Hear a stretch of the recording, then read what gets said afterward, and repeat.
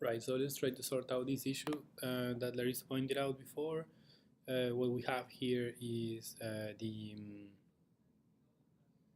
like there are certain props that are just passed up, and we don't know why, but they're just being passed to previous things for some reason on the parser. So as we can see here, the views code is just the like specific props in the right place, and then for some reason the code is going to something else. So we got a zip file here with the code. I'm going to try to open that and see if we can. So here's the view code that we were looking at. See if we can come up with like a minimum case to reproduce this. So I have the morpher here, and I'm going to throw this as a test for now, so we can see whether it fails or not. And I'll call it in this case ensure captures get the right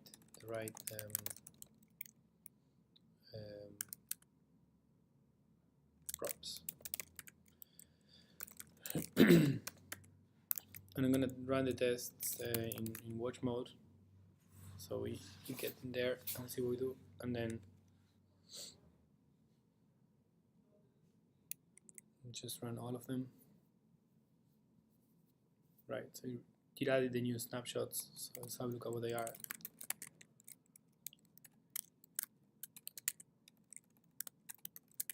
Snapshots, and then this will be on React, and here what was the name of it?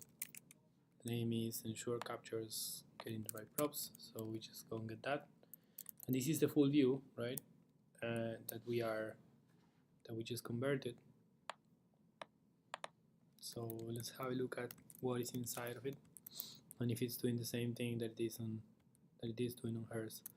So right, so this is the view for, yeah, so it's already doing it. So here we have the div that is the login form that is, for some reason getting more values than it should, and it's just picking up a few other things in there, irrelevant to whether this is native or not. It's doing the same. So, and we can see that it's doing the same thing in native. So let's have a look at what's going on.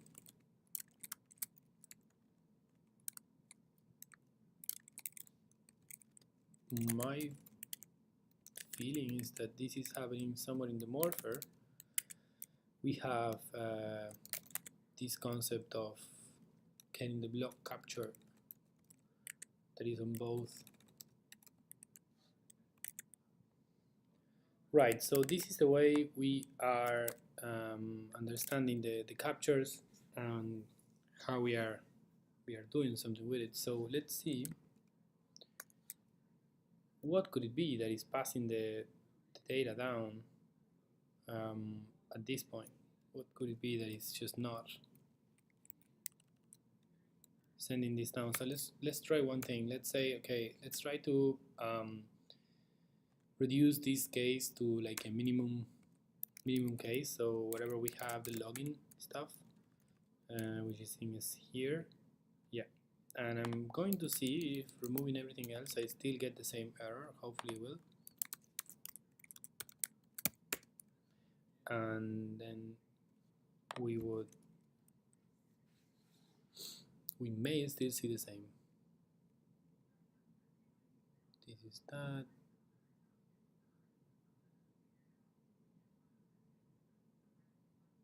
Okay, interesting enough, it looks like it doesn't. Let's update the snapshot temporarily and see it fully. Well, sorry, there is actually a better way. Because we're on the morpher, we have the CLI here. We can run yarn prepare, and that will compile the latest version just to ensure we are on the right version. And then we can go run node CLI, and then we say that we want to output it as React DOM. In this case, it's about the same really. And then we go and do this and send it to the view that we want. And then we see whether it's still doing the wrong, thing. And it actually is, which is brilliant. Well, not brilliant, but like good for us to debug it. So right, so it's doing that. So let's have a quick look as to what it is doing. And as a matter of fact, let's remove a few other things. Like let's remove, let's just leave for now. Let's just leave the placeholders, because I think the biggest issue that we are seeing, and let's see if this still stands here, right?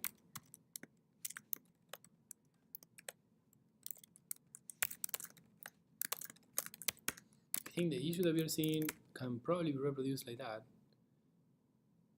Okay, now this is interesting, because if we use the right data here, this reads well. So let's start from that point on and build backwards. I think this one is off. Okay, so let's start by removing the top wrapper. That's still off. My thinking is we may have some issue with this, so let's remove these props. That doesn't affect it. Good.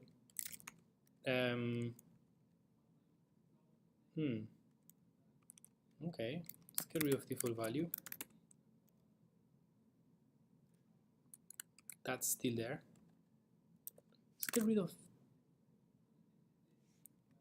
Let's get rid of the style. I think that without the style, maybe, no, it's still there.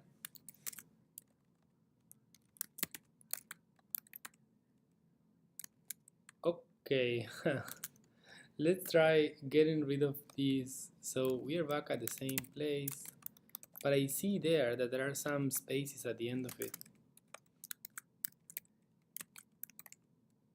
And I have a feeling that's what's causing it. Yeah, that's exactly what's causing it. Wow, that's tricky. So, okay, so if I add a new line, like a space here, right? Then, well, that one is not doing anything. If I add space here, then it's getting passed up. Okay, so I think, from what I understand here then, this should really happen on any block. So we could say, okay, I have, like, you know, say a block called A, right? And I add a space at the end, and then I add, like, say, text here, and I go color white. And now, if I understand this correctly, color white would be also passed up, meaning this guy. So, well, sorry, this is doing an external file, so let's just do it native to make it easy. So as I understand this, the text, which is why you have something, this guy, okay, no, in this case it's not passing it. I think it is if your block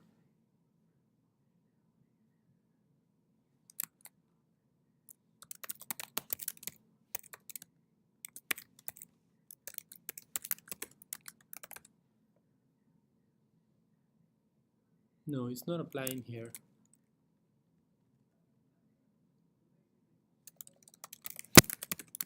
Let's see if it has to do with the same prop being called out. Yeah. So, okay, this is really strange, but there is obviously something with the morpher that is just not right at this point. So let's see. So we have a test for the morpher that we can just add to, right? So we can add this new text here, and let's see what actually happens here. So we can say that we want to actually filter with T for tests for parse, which is this guy here. Now this also did a snapshot, so so we need to see what the snapshot looks like, and this is going to be the second snapshot at this point, which is, sorry, is that the second snapshot? Perhaps that will definitely be the last. So yeah, this is our, let me just see the tests properly again. So we have one test, 2 and sorry, 4 tests in this, right? So now those 4 tests are in place. The last one is the one that we're after, parse 4.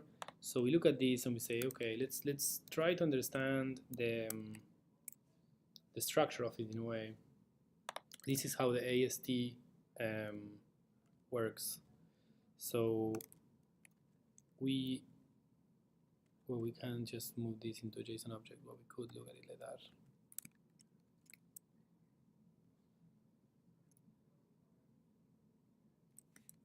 So if we come here, we get a list of views that are recognized. This is the one view that is recognized on it. It says that there is a type that is a block. This is part of what represents when we get the views code before we morph it, we represent it in this data structure that allows us to understand all the parts of it. So here we say that, and we find the top vertical. Let me just put the code next to it, so it's probably easier to understand. This is the code that we are looking at. So we have a top vertical that is called A. This is how we know that it's called A. We have a value is. We know that it's a basic block because it's a vertical. And then what I'm interested in seeing is more like, so this is saying that it starts and finishes on line 0, which is okay. And then I'm interested in seeing the blocks inside of it. So the blocks are another data structure that tells us where the data for it goes. And here we have a list of blocks inside of it. So we have A1, which is the first text, and it tells us, and this is I think what it's of, and it might be because of this new line at this empty space at the end. It tells us that the text starts and finishes on line 4.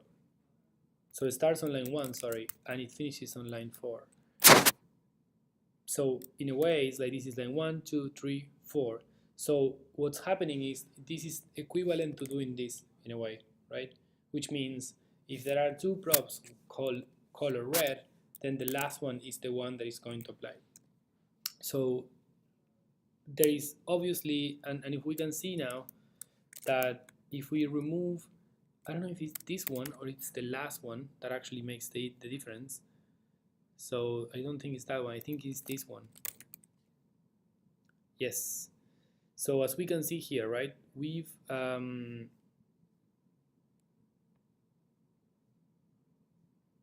now, well, this is removing, okay. So what's going on here on the test is we are getting an update. First of all, this is around our block A1, our text. And we are getting an update because right now we are going, it is finishing what it should. It finishes on line 2 and and instead of line 4. So that hints that we have a problem on our morpher when we have new lines on the text. So the problem is really with the subsequent block, which would make sense. So in a way, the more new lines, the more spaces that we add here, the problem presents itself and displaces everything. So right now we can see that all of these that were properties, like the color with the value probably red if we follow it. Sorry, white. So this is the color, and here we should have a value somewhere here, white. So this is the representation of the color, and now the color white, and we can see now that it's gone, right? So that's good. But now let's see how we can fix it so that this, even though we shouldn't be writing blocks like that, sometimes it happens. We type stuff and it just goes off the way. So let's see how we can fix it. And I think at this point what happens is that when we look at the parser, right, the parser itself would at some point try to understand whether something is a block or not, right? And it says, is this a block? And if the line is a block, this is doing a trim. That's why I'm surprised that it's doing anything funny there. Because trimming a line in a way, if we go to node and say, okay, a vertical, and we put a space at the end, we have that string. But if we do a trim, we get the string without the bit at the end. So because the string is trimmed, it shouldn't matter. Sorry. So, right, so then, but we are doing this check at this point, and I think at this point we are not trimming the line. I think I need to leave. Okay, so I think the problem that we are seeing now is here. So this second check for whether the line is a block or not, it's not trimming the line itself. So when we go to our helpers, there is a helper called isBlock.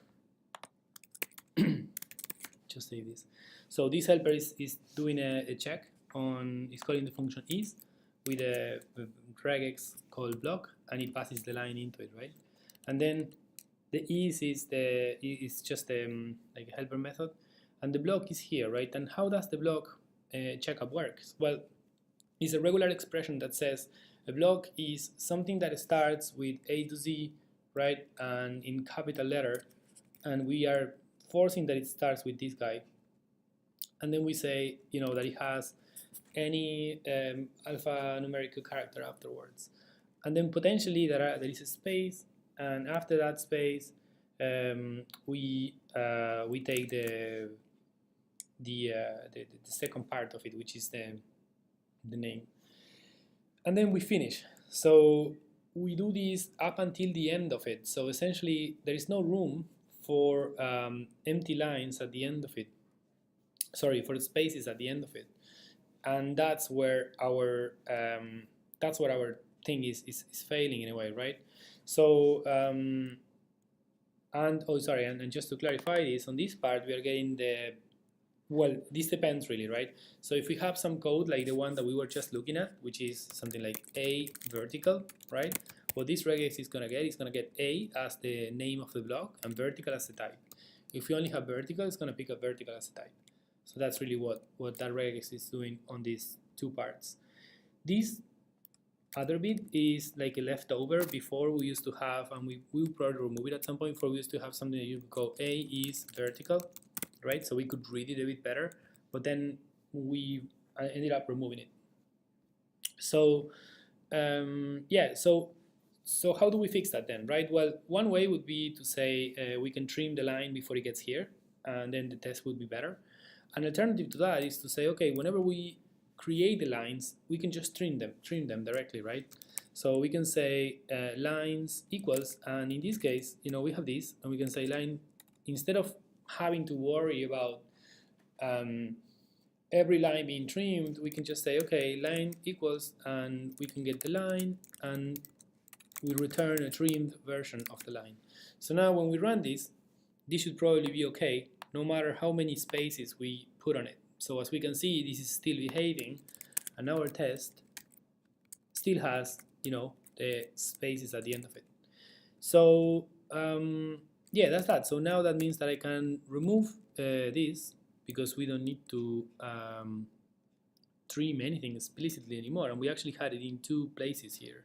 So we can just say something like line in here directly, and do we need the L? Okay, probably need to do a bit of a replacing here.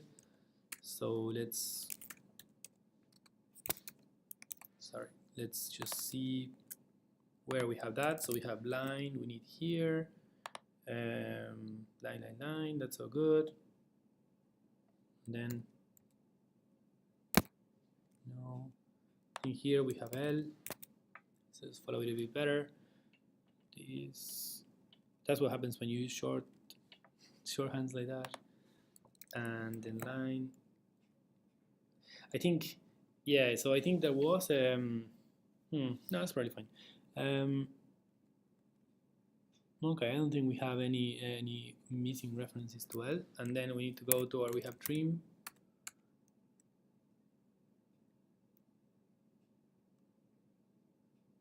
It should probably be done, but let's leave it there for now.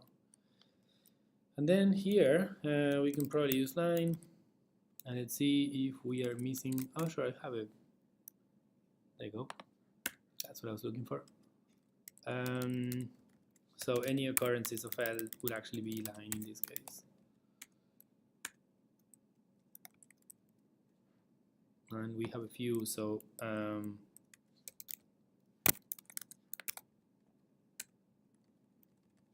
let's go here, replace this.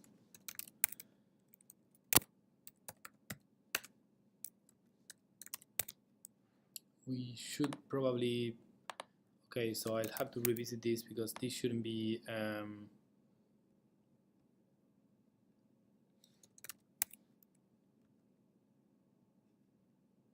think we were doing, so I think at this point we were doing something like the line,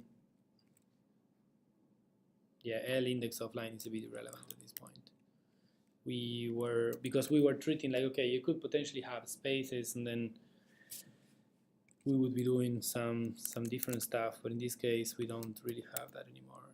So I think that's, just let's see one quick thing. I think get line of code, yeah, we need a starting line, so let's go with 0.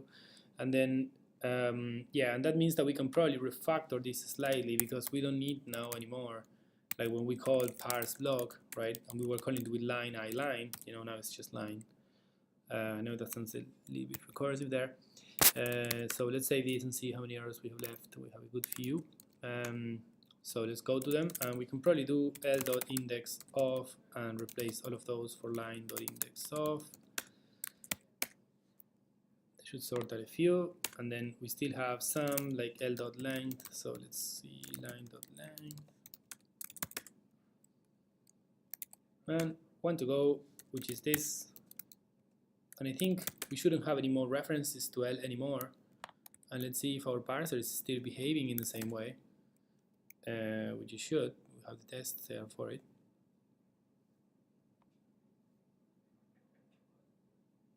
Yeah, so it looks like that looks okay. Yeah, it looks like it's fine.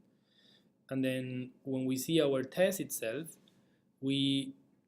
let's try it out then with the same use case, right? That the props are passing properly, and we can see that they actually are now. So one block is getting red, one block is getting white, and what was happening before is that our block was not recognized as a stop for the next block within the lines.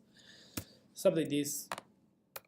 Let's have a last check in our snapshot that that's what we wanted, and we have this ensure we get the right props.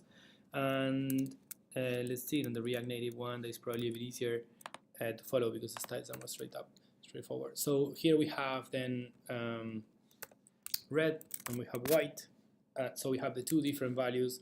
The one that was red is the one that we have before on the first text. The second one is the one that we have white on the second text, and that's there.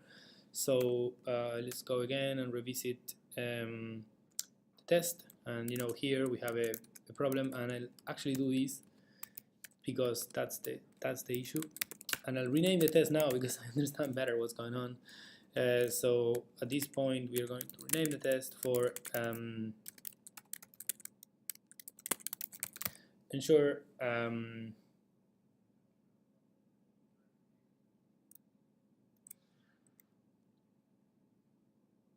well, as a matter of fact, this is not even a test for this. This test doesn't really belong here. It belongs more so on the parser only. So as long as we have it on the parser,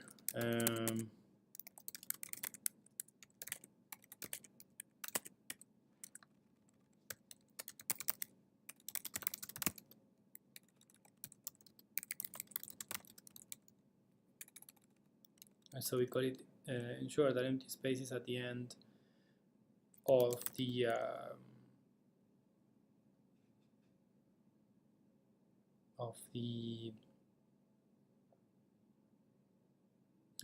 block don't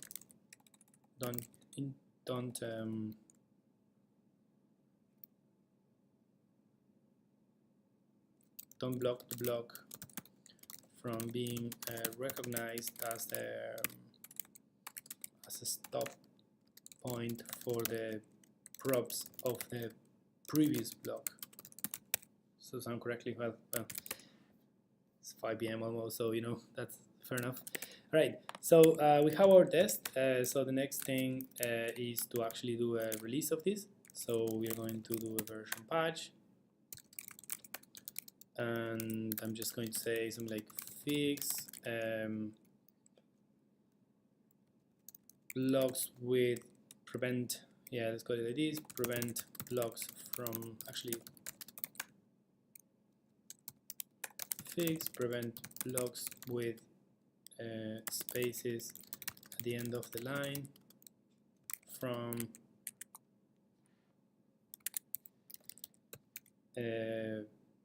ignore spaces around lines. And let's see this. So let's put a very common here.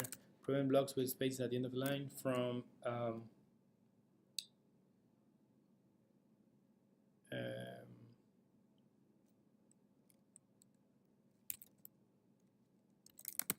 allow blocks with spaces at the end to still work as a stopping point for the prop state group.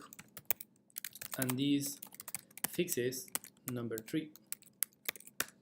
So I'll just do publish.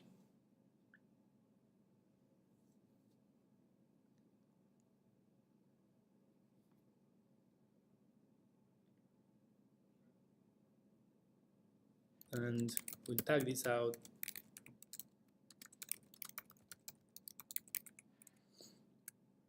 Push with tags, and hopefully we'll get a notification on this one. It's closed now because the new version was released.